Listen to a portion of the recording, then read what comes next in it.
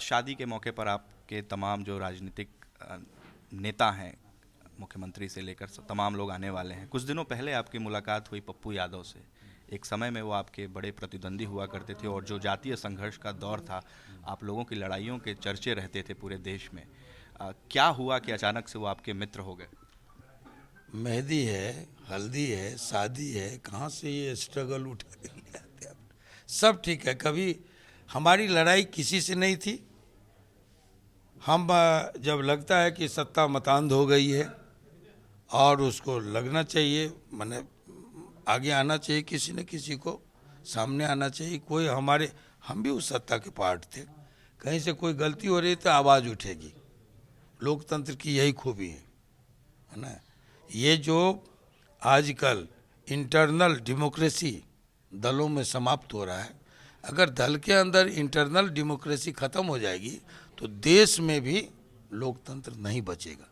इस बात को हर दल के लोगों को स्वीकारना चाहिए। तो क्या आपको लगता है तो कि आप हम लोगों ने दल के अंदर भी कोई बात हुई तो उठाए हैं, कभी कोई मनभेद नहीं रहा।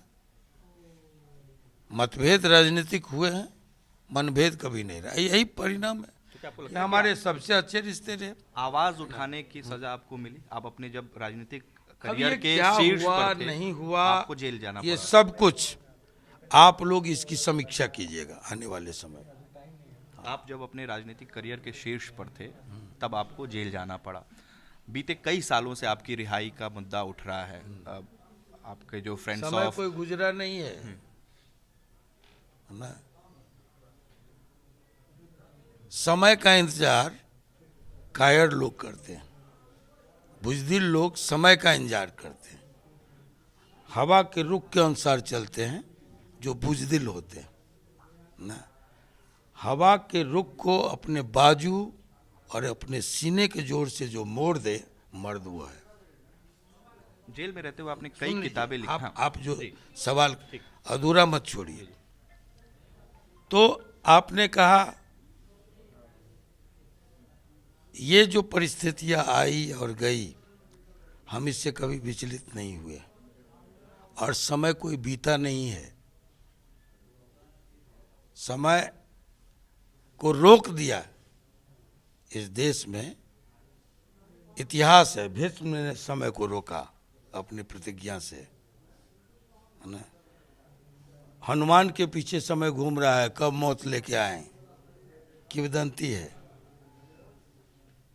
द्रोणाचार्य के पुत्र थे अश्वत्थामा। भीष्म ने क्या कहा समय को? रुको, जब उत्तरांचल होगा, ये सूर्य उत्तरायण, तब मैं मरूंगा।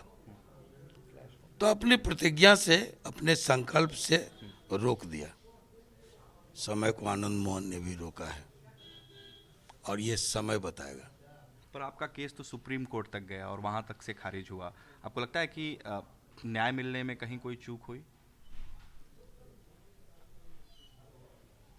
जो कुछ हुआ, हमारा ये केस खुद में न्याय व्यवस्था पर प्रश्न चिन्ह है।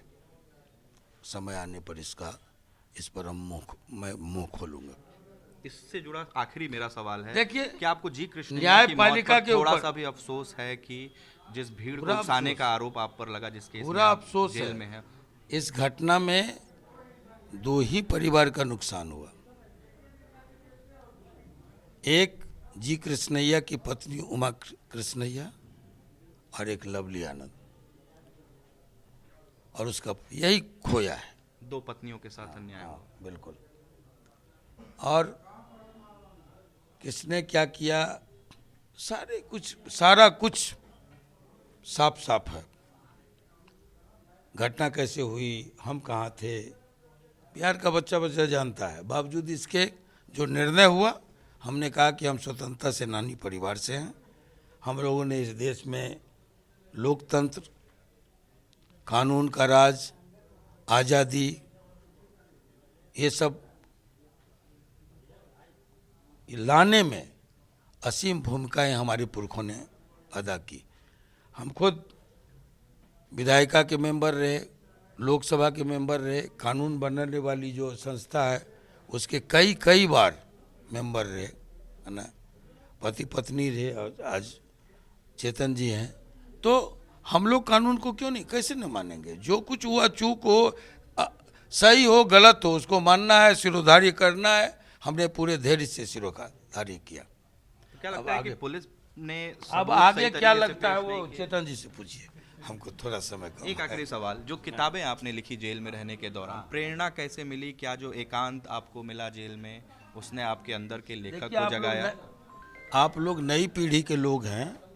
आपके जो वरीय साथी लोग हैं, या जो संपादक ब्यूरो चीफ पुराने होंगे बिहार के, देश के, वो जानते हैं कि हमारी कलम चलती रही है। और ये कलम, मैं स्वयं संपादक था इमरजेंसी में। इमरजेंसी में मेरी अपना अखबार मेरा निकलता था, अपनी पत्रिका निकलती थी, है ना, क्रांति दूत, जिसके मैं स्वयं संपादक हुआ करता था, जिस पर बैन लगा, जिसके हॉकर्स को पकड़ा गया, प्रेस पर छापा पड़ा, ये सब इतिहास की बातें हैं। और मेरी कलम अनवरत चलती रही, मेरे आर्टिकल धूम मचाते थे कई इस प्रदेश के चर्चित अखबारों में, लोग जानते हैं। बावजूद इसके आप लोगों को लगता होगा कि हम नया नहीं लिखना सीखे हैं, तो चलिए कोई बात नहीं। ये जब व्यक्ति, अंतर यही होता है कि जब हम बाहर हैं तब बहिर्मुखी हैं, आपसे मिलना, उससे मिलना, दो बात उससे करना, ये सिलसिला चलता है सुबह से लेकर शाम तक। लेकिन अगर हम तनहा डाल दिए गए, काल कोठरी में डाल दिए गए, तो वहाँ बस लाल दीवारें हैं, है ना, सलाखें हैं और व्यक्ति है। कब तक रिहा हो रहे हैं आप? तब व्यक्ति खुद में झांकता है, अंतर्मुखी होता है बहिर्मुखी से। और जब व्यक्ति खुद में झांकता है, जितनी गहराई से, जितनी गंभीरता से बातें, उतनी गंभीर बातें बाहर निकलती है। तो यही निकला है, जो दर्जन भर किताबें, कुछ प्रकाशित हैं, कुछ अप्रकाशित हैं।